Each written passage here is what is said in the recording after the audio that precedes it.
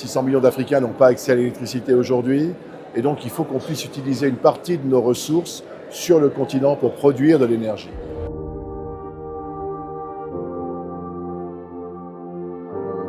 Sénégal, Congo, Nigeria, Mozambique, le secteur gazier africain connaît actuellement un vrai boom, mais ce gaz est destiné essentiellement aux marchés internationaux. Comment, selon vous, on peut faire en sorte que le continent oriente cette richesse-là vers la demande locale? Effectivement, le continent dispose d'énormes ressources de gaz, si on pense également au Mozambique, au Nigeria. La vraie question, c'est le besoin d'énergie sur le continent africain. 600 millions d'Africains n'ont pas accès à l'électricité aujourd'hui, et donc il faut qu'on puisse utiliser une partie de nos ressources sur le continent pour produire de l'énergie. On voit bien qu'en Europe, le gaz est extrêmement important dans la production d'énergie. Pourquoi ça ne serait pas le cas sur le continent africain?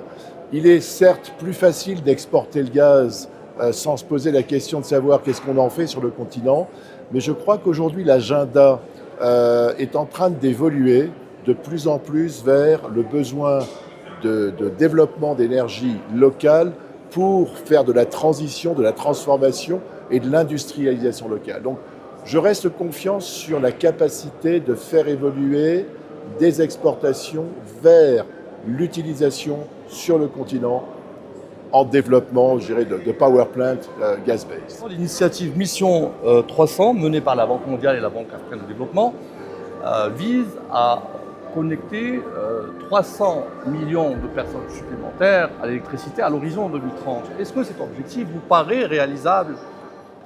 Je ne sais pas si c'est réalisable, mais je pense que c'est plus que souhaitable. Je rappelle, 600 millions d'Africains ne sont pas connectés aujourd'hui.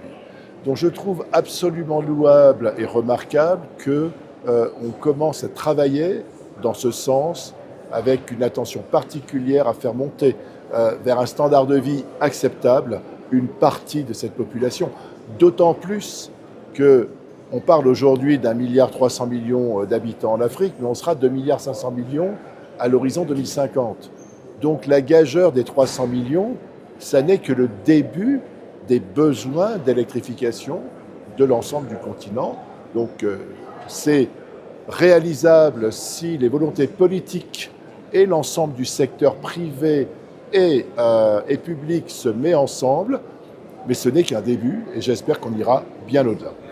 En Afrique, il y a quelques 200 milliards de dollars de déficit dans les infrastructures, ce qui fait perdre au continent quelque chose comme 2% du PIB. Comment rattraper ce retard-là? Est-ce qu'il y a des exemples dans le monde dont le continent peut s'inspirer pour rattraper ce retard? Je n'ai pas d'exemple particulier au sens où le continent africain est une exception sur cette planète. Récemment, j'entendais quelqu'un qui parlait des émissions de gaz à effet de serre des pays émergents qui représentaient 78% des émissions. Et bien évidemment, on incluait dans les pays émergents la Chine et l'Inde. Alors évidemment, le continent africain n'a rien à voir avec ça, c'est 4% des émissions, donc il n'y a pas de comparable. Il n'y a pas de comparable. On a un retard colossal dans cet agenda et cette transformation et cette électrification de notre continent. Je pense sincèrement qu'on doit accélérer cet agenda.